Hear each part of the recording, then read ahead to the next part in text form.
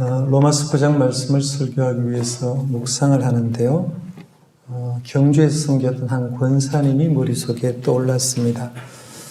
은퇴 권사님, 남편은 은퇴 안수 집사님이었습니다. 설아에는 8남매를 두셨어요. 8남매. 저희 집이 7남매인데 하나 더 많아서 8남매를 두셨는데 이 8남매 아들, 딸들이 세상적으로도 신앙적으로 참 잘 되었습니다. 신앙적으로도 목회자도 나오고 장로님도 또 회사적으로도 참 사업들을 잘하는 분이었는데요.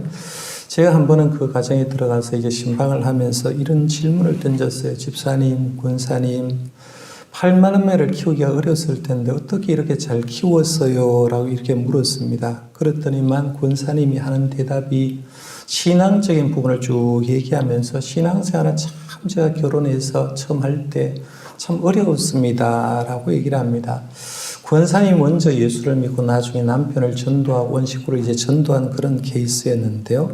처음 예수를 믿을 때 남편이 얼마나 구박을 많이 하는지 남편 구박 때문에 참 힘들었습니다. 라고 얘기를 합니다. 그래서 어떻게 해가지고 이제 남편이 교회를 다니기 시작했는데 초신자 때는 제일 큰 무기가 뭐냐면 기분만 나쁘면 나 교회 안 가 하는 게 제일 큰 무기 아닙니까? 이 남편도 역시 똑같았다는 거죠. 부인이 열심히 교회를 다니고 바라지를 했는데 조금만 기분이 나쁘면 교회 처음 나가면서 나 교회 안 갈 거야 라고 하면서 교회를 안 가는 거예요. 그러면 믿음 있는 이제 부인이 가슴이 굉장히 아파서 다음에 좀 더 잘해줘서 교회를 데리고 가려고 열심히 노력해서 하여간 그렇게 해서 이제 믿음 생활을 쭉 시작했는데 한 번은 요즘쯤 때는 아마 초겨울 입주음 때는 같습니다. 그러면서 그 얘기를 하는데 동천이라고 경주에 가면 이제 동천이라고 개울이 하나 있어요. 개울이 있는데 지금이야 뭐 다리가 다 놓여져 있지만 옛날에는 이 개울을 이제 건너서 가야 되는 거죠. 건너서 가야 되는데 이 교회를 오려고 하면 건너서 가고 이제 돌다리를 건너고 때로는 이제 물 속에 이제 건너서 가야 되는데 한 번은 교회를 오는데 남편이 뭐라고 얘기하느냐 하면 부인 보고 나를 업고 저 길을 건너가게 하면 내가 교회 가겠다라고 얘기하는 거예요.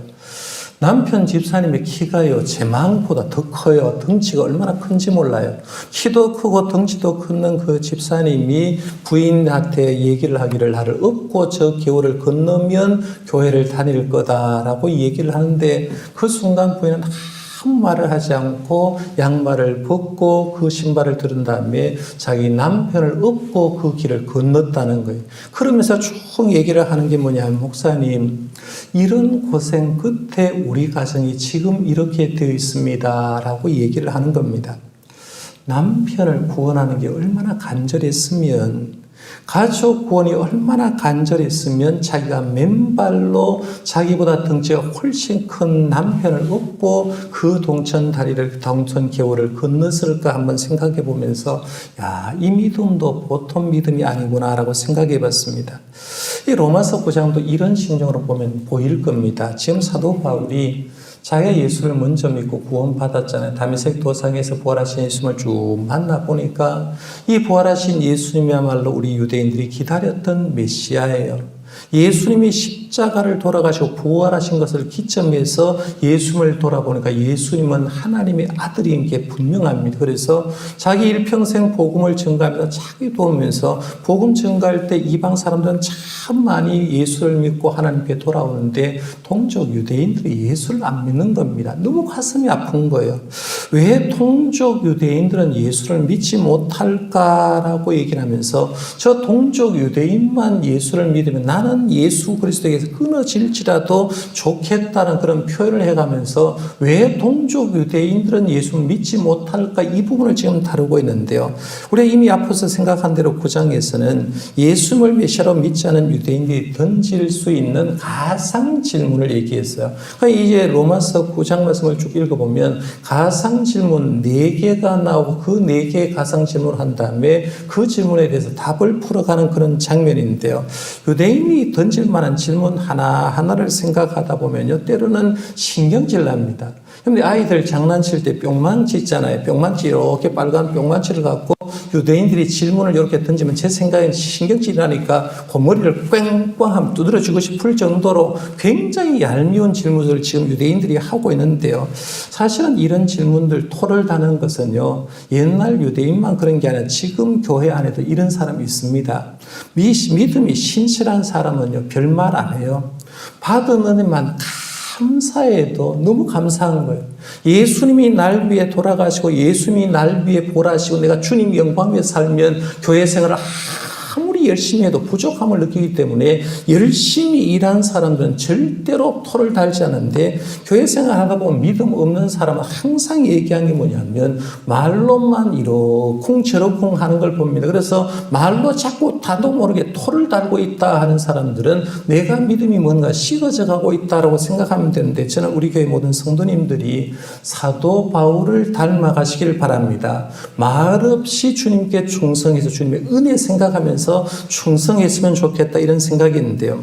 우리 앞부분에서 이 두 가지 질문을 생각했고 두 가지 답을 생각했습니다. 첫 번째, 이제 유대인의 가상 질문 이런 겁니다. 첫 번째 질문은, 유대인이 예수님을 환영했고 영접해야 함에도 불구하고 그들이 메시아를 거부했다면 성경에 기록된 모든 약속이 전부 폐하해진 것 아니냐, 잘못된 것 아니냐, 이런 얘기였어요.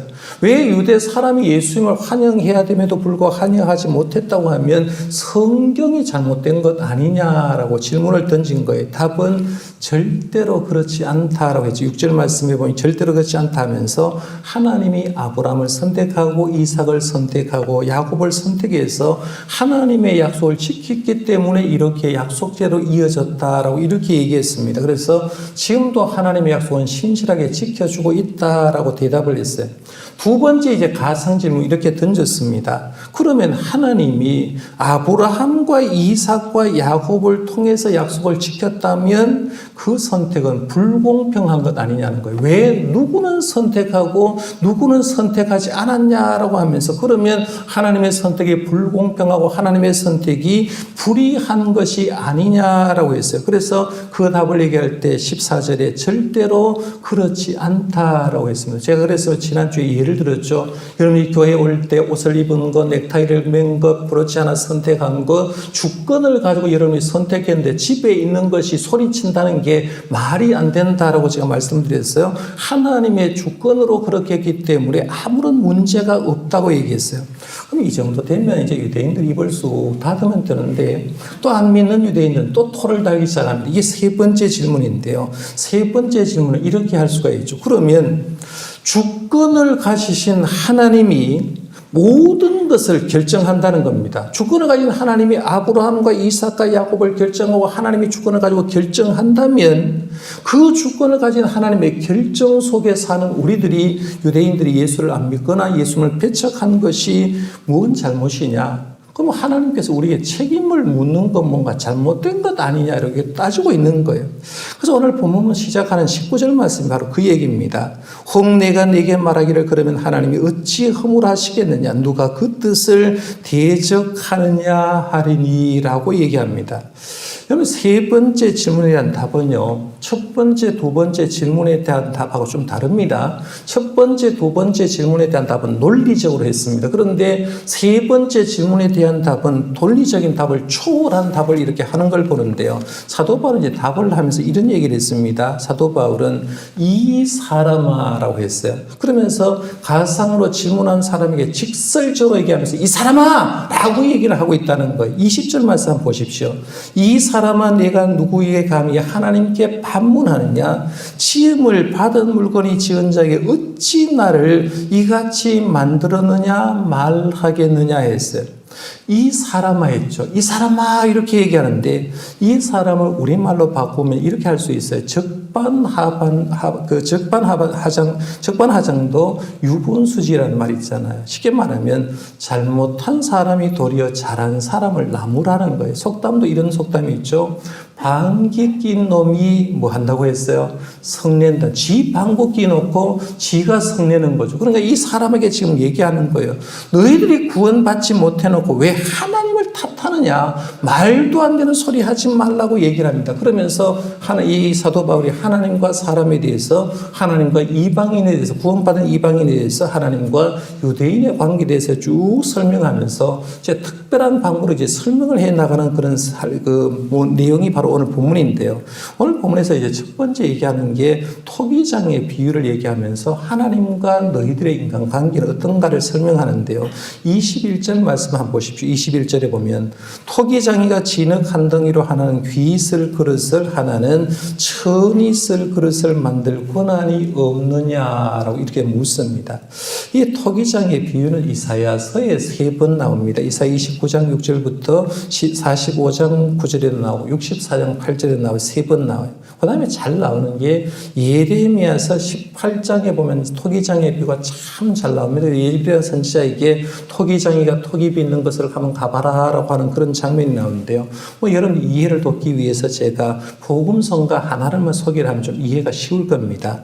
시와 그림이 작사 작곡한 토기장이라는 노래가 있어요. 복음성가인데요. 한번 제가 낭송을 할 테니까 가사를 읽어드릴 테니까 여러분이 한번 마음으로 와닿는지 한번 보십시오. 내가 너를 빚었단다. 여러분이 스스로 내가 토기라고 생각해 보십시오. 나는 너의 토기장이. 내가 너를 만들면서 얼마나 기뻐했는지, 너의 눈을 만들면서 너에게 눈을 못 댔지. 얼마나 사랑스럽던지 지금도 기억한단다. 마치 아이를 낳았는데 눈이 너무 예쁘다, 이런 표현을 할 수 있죠. 너의 손을 빚으면서 하나하나 세어봤지. 세상에 너밖에 없는 지문을 넣어주면서, 아이를 놓으면 손가락 5개 있는 게 여러분 만져봅니다. 그리고 이렇게 이쁜 걸 보게 됩니다.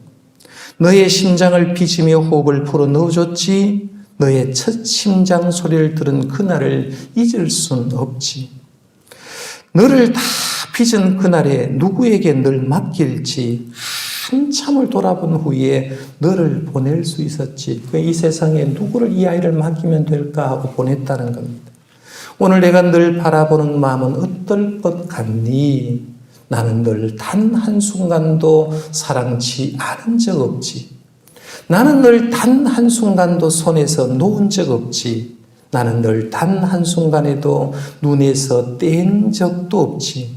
내가 너를 빚었단다. 나는 너의 토기장이. 하나님이 여러분을 이렇게 빚은 줄 믿으시길 바랍니다. 하나님이 이렇게 사랑하는 거예요. 그래서 하나님과 나의 관계가 어떠냐? 성경적으로 얘기하면 하나님과 인간이죠. 하나님과 인간관계, 그리고 창조주와 피조물의 관계를 할 수 있고요.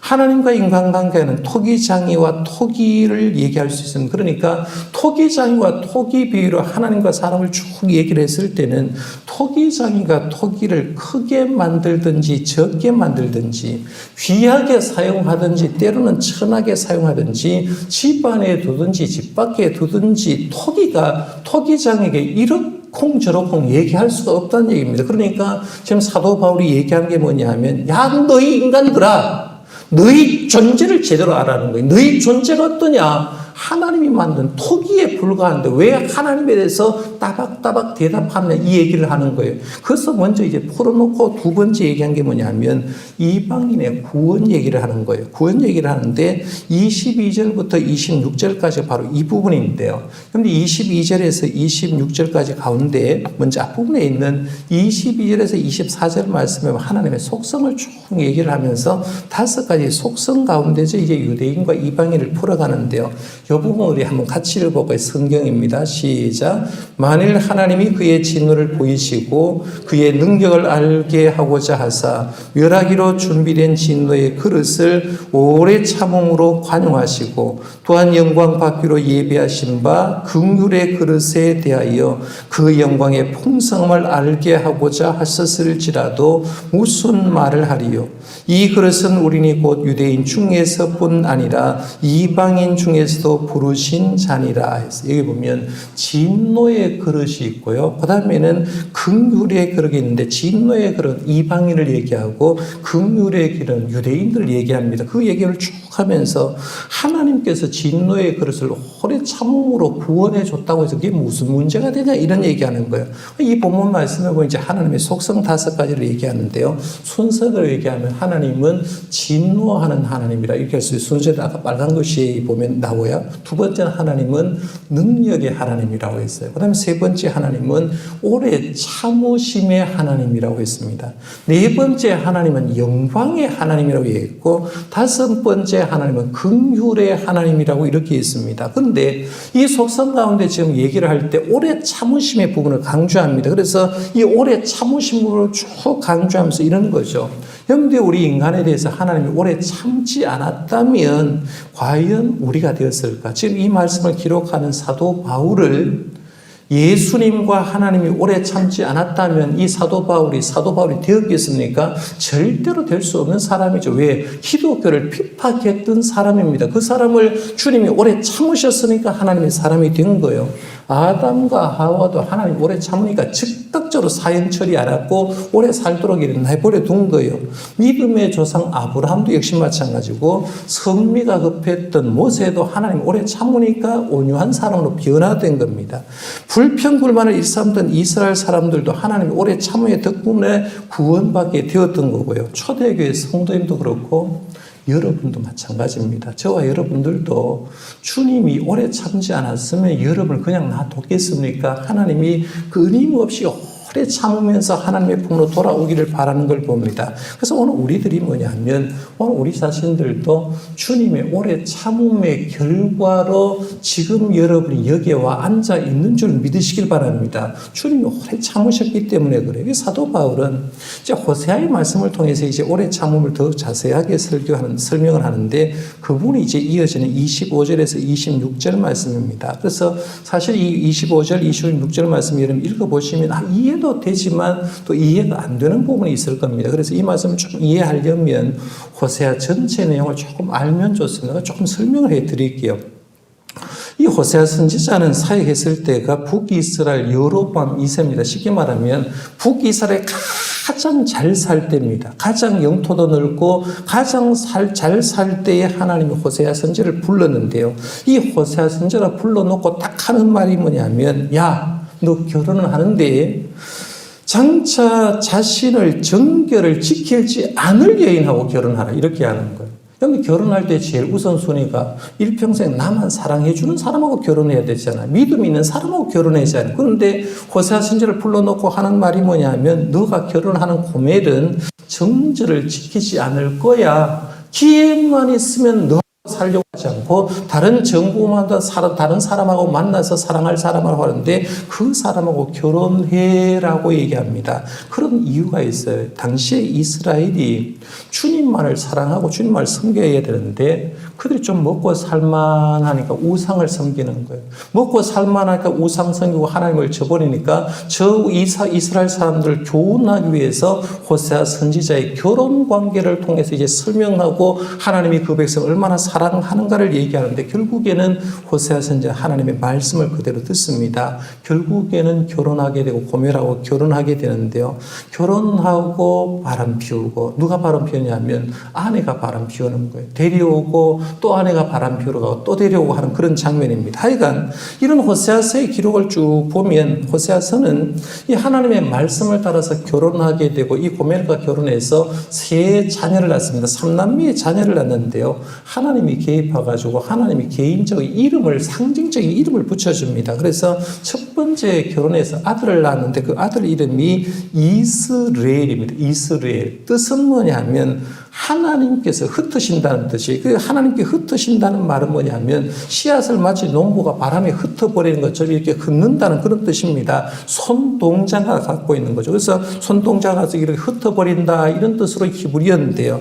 이 이스라엘 이름을 왜 줬느냐 하면 당시 북이스라엘은 지금은 강대하게 보이지만 너희들 나를 버리면 이 나라를 흩어버릴 거다는 거예요. 흩어버릴 거다라고 상징적으로 이름을 줬는데 진짜로 우리가 알듯이 서기 주전이죠. 721년 아수르에 의해서 그것이 성취가 됩니다. 북이스라엘 멸망당하고 온 세상에 흩어지게 되는 거죠. 두 번째는 딸을 낳았어요. 딸 이름이 뭐냐 하면 로루하마입니다. 로루하마라고 얘기하는데요. 제가 로라는 말을 좀 다르게 얘기했어요. 로라는 말은 부정어입니다. 아니다라는 뜻도 있고 노라는 뜻도 있어요. 그래서 히브리어로 부정어를 얘기할 때 로라는 말을 썼고요. 그 다음에는 루하마라는 말은 사랑을 받는다는 뜻이에요. 사랑받는다, 긍휼히 여기를 받는 이런 뜻이고 있는데 두 말을 합치면 이런 거죠. 사랑받는 게 로가 들었으니까 사랑을 받지 못하는 사람이 될 거다. 그리고 긍휼히 여김을 받지 못하는 사람이 될 거다라고 하는데 왜 그러냐면 하나님을 잘 섬기지 않아서 이방 땅에 흩어질 동안 하나님은 내가 너희들을 사랑하지 않을 거다. 내가 너희를 긍휼히 여기지 않을 거다라는 그런 의미로 두 번째 딸을 붙인 이름을 로루하마라고 이렇게 붙였어요. 그 다음에 세 번째는 또 결혼을 했는데 세 번째 아들을 낳았는데 이 아들 이름이 뭐냐면 로암미입니다. 로암미. 로는 이미 말씀드렸어요. 부정어입니다. 히브리어의 부정어 아니다라는 그런 뜻이 있고요. 암미라는 말은 뭐냐면 내 백성이란 말이에요. 내 백성. 그러니까 로암미라고 얘기하면 내 백성이 아니다라는 얘기한 거죠. 여러분 유대인은요. 선민 사상이 강합니다. 지금 우리나라는 유교 전통으로 내려오다가 이제 많이 휘어들었어요. 그런데 옛날 여러분 유교 전통에 익숙한 사람들은 지금도 성씨를 가지고 얘기를 하면 당신 성이 뭐야? 라고 얘기하면 내가 뭐 전주 이씨입니다. 뭐 이렇게 얘기할 수 있고 안동 건갑니다. 이렇게 얘기하면 아 집안이 괜찮네 라고 이렇게 얘기하는 사람이 있어요. 지금도 뭐 그런 사람이 가끔씩 있습니다만 특별히 유대 사람은요. 우리는 누구냐? 하나님의 선택받은 선민이라고 생각한 거죠. 무슨 일을 해도 무슨 짓을 해도 우리는 하나님의 선민이야. 하나님 우리를 지켜준다고 생각했는데 이 하나님이 호세아 선지자가 아이를 놓고 세 번째 아들 이름을 붙일 때 로암미라고 붙여준 거예요. 너는 내 백성이 아니라는 거예요. 그러니까 그렇게 생각하고 있는 유대 사람들에게 로암미라는 말은 무슨 뜻이냐면 천지개벽할 말입니다. 나는 하나님의 백성인 줄 알았는데 하나님이 뭐라고 하냐면 나는 너 내 백성이 아니라고 생각한다라고 얘기하는 거예요. 그래서 결국 하나님의 특별히 선택받은 유대 사람들도 하나님의 백성으로 끝날 때가 온다라고 얘기했어요. 이 호세아가 삼남매를 낳고 자녀의 이름으로 이런 얘기한 거죠. 하나님의 참된 백성은 어떤 유대 사람의 전통에 따른 것도 아니고 이방 백성에 따른 것도 아니고 하나님의 선택한 유대인이 되어야 되고 하나님의 선택한 이방인이 되어야 한다라는 어쩌면 예수 믿고 예수 믿는 사람을 통해서 하나님의 나라가 확장된다는 걸 알려주는 것을 예언하는 말과 같다라고 볼 수 있다는 거예요. 지금 호세아서를 통해서 이런 꼭 보셔야 될 게 이런 겁니다. 인간은 첫째로 신실하지 못하다는 것. 두 번째는 하나님은 신실하지 못한 인간을 심판하신다는 것. 그 다음에 세 번째는 그 속에도 심판 중에도 하나님은 하나님의 사랑을 나타내서 구원해 주려고 하는 걸 볼 필요가 있는데요. 오늘 본문 가운데 이제 호세아서를 제가 인용했다고 말씀드렸는데 말씀을 잘 보면 두 구절이 인용되었다고 이제 나눠주에 얘기를 했습니다. 지난주에 제가 보는 방법을 말씀드렸고요. 호세아 2장 23절과 호세아 1장 10절 말씀에 인용을 했는데 그 중에 호세아서 2장 23절을 제가 한번 인용을 해볼게요. 이 말씀을 인용해서 오늘 말씀에 기록을 해놨는데요. 잘 보십시오. 내가 나를 위하여 그를 이 땅에 심고 긍휼히 여김을 받지 못하였던 자를 긍휼히 여기며 내 백성이 아니었던 자에게 향하여 이르기를 너는 내 백성이라 하리니 그들이 이를 주는 내 하나님이시라 하리라 하시니라 했어요. 여기 보면 이 말씀에 이제 삼남매 이름을 쫙 붙여놓고 이어지는 말씀 가운데 이런 거예요. 호세아 너가 낳은 삼남매 내가 다시 회복시켜 줄게라고 하면서 이름을 이제 반대 이름을 씁니다. 그를 이 땅에 심어줄게라고 했어요. 아까 이스라엘 첫째 아들 놓고 이름의 뜻이 뭐라고 했죠? 이렇게 손동작을 했죠. 하나님이 흩으신다고 했죠. 그렇죠? 흩어버린다고 했는데 하나님은 씨앗을 흩는 게 아니라 이제는 그들을 이 땅에 심어주겠다는 거예요. 반대로 회복시켜주겠다는 거예요. 두 번째 딸을 놓고 로루하마라고 붙였어요. 사랑을 받지 못하고 긍휼을 받지 못한 자라고 했는데 이제 뭐라고 하느냐? 이제는 긍휼히 여기며라고 했어요. 다시 회복시켜 준다는 겁니다. 그 다음에 세 번째는 아들을 놓고 로암이라고 했죠. 네 백성이 아니다라고 했어요. 그렇죠? 내 백성이 아니다고 했는데 이제 부정을 빼버립니다. 이제는 너를 내 백성이라고 해줄 거다라고 얘기를 하면서 북쪽 10지파를 하나님이 심판하지만 다시 그 심판을 기한을 통해서 결국은 하나님의 백성을 회복시켜 줄 거다라는 그런 말씀을 얘기한 거죠. 회복된 예언의 말씀을 얘기하는 거예요. 그런데 이 말씀을 이제 바울이 인용할 때는요, 유대인을 대상으로 얘기한 게 아니라 이방인을 대해서 얘기를 합니다. 그래서 이방인 땅에 흩어져 있는 이스라엘 사람들, 이방 사람들도 예수님을 구주로 영접하게 되면 그를 하나님의 나라의 백성으로 환영시켜 준다는 뜻에서 이 말을 얘기하는 거죠. 그래서 예수를 믿는 누구든지 하나님의 섬기는 백성이 되고 하나님의 사랑을 입게 되고 하나님의 백성이 될 수 있다는 이 말씀을 인용합니다. 사실 이제 호세아서의 절정만 얘기하면 뭐냐 하면요, 세 남매가 아니라요, 호세아하고 고멜과의 관계 얘기예요. 여러분 결혼하신 분 한번 잘 생각해 보십시오. 호세아 남편, 고멜 아내 결혼했어요. 하라고 해서 했어요. 이 고멜이 삼남매를 낳고 시간만 되면 다른 남자 생각하는 거죠. 정이 붙은 남자 생각에 집을 떠나버렸습니다. 결국에는 호세아 선지자는 자기 삼남매 낳은 그 아내가 떠나버렸으니까 삼남매를 키우게 됐죠. 고멜은 가가지고 딴 남자하고 살기 시작합니다. 문제는 딴 남자하고 살게 되니까 결국에는 이제 쉽게 얘기하면 삶이 자꾸 비참해져서 결국에는 이 고멜은 빚 때문에 노예 시장에 끌려가게 됩니다. 사마리아 성의 노예 경매장에 팔려가게 됩니다. 하나님이 호세아에게 얘기합니다.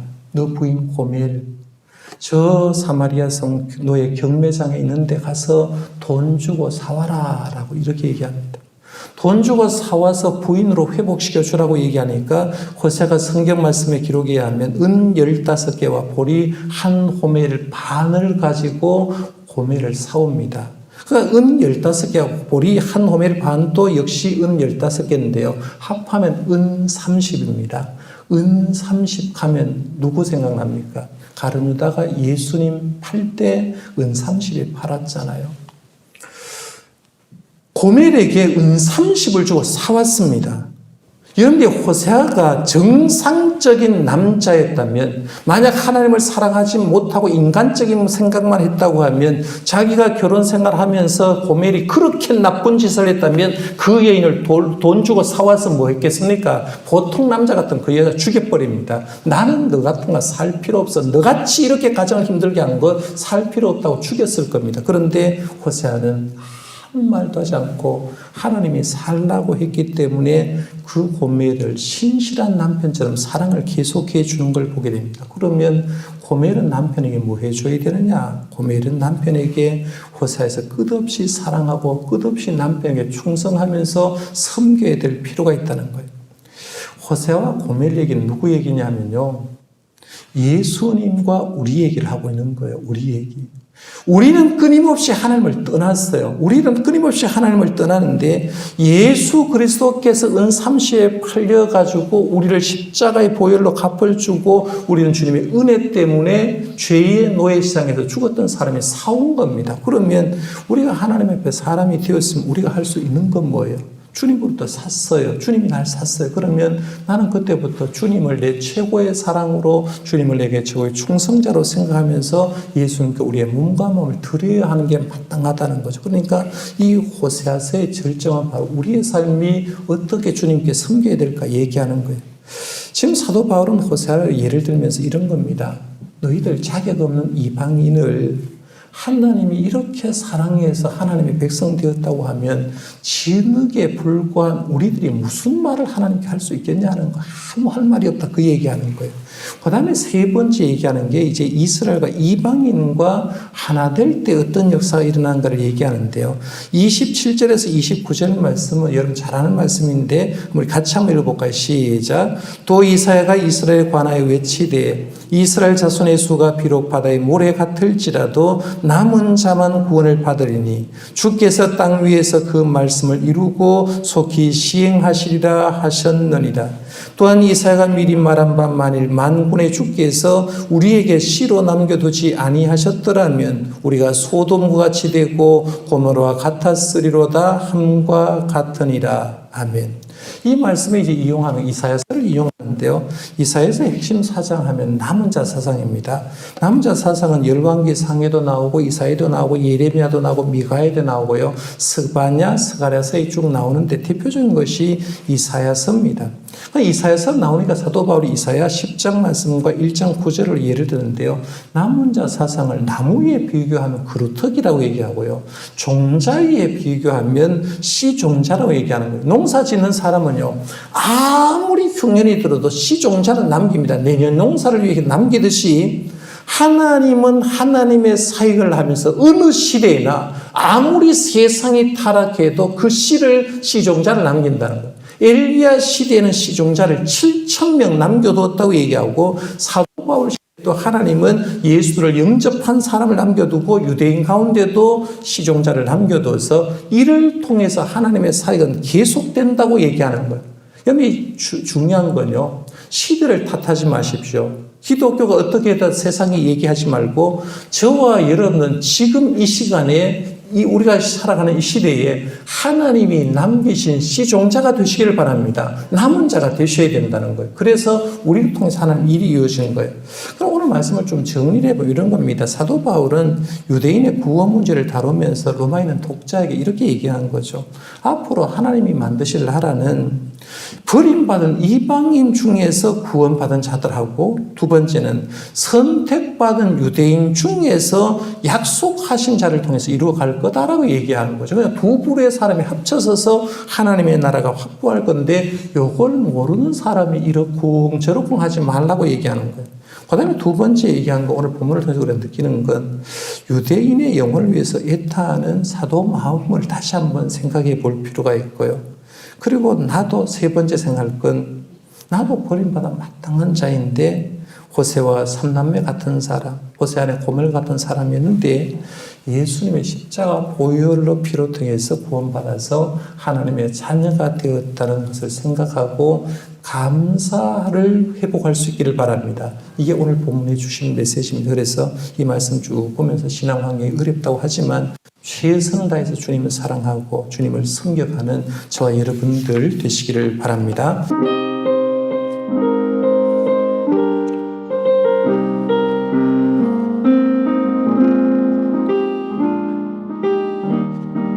정동교회여 이년에다 나팔 불며 선포하라. 가난한 자 눈먼 자 포로된 자들아 자유와 해방이다. 새로운 출발 꿈을 꾸자 요셉처럼 비전으로 펼쳐가라. 주빌리 주빌리 할렐루야 하매 이 땅의 희망 정동교회 정동교회여 이년에다 준비하며 나아가라. 그동안의 고통과 아픔 가운데 견고한 주님 나라 실현되었네. 50여 곳 해외교회 건축 성전 건축 폐가 성장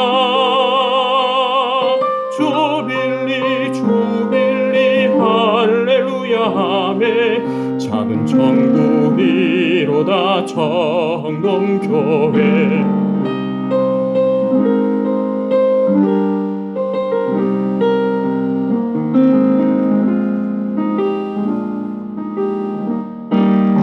정동교회 여인연애다 미래를 향해 출발하라 이 시대의 모형적 건강한 교회 하나님 나라를 구현해 보세 하나님 마음 알아 사도행정적 역사 이루라 주빌리 주빌리 할렐루야 하매 축복의 땅이로다 정동교회 축복의 땅이로다 정동교회 우리는 한 가족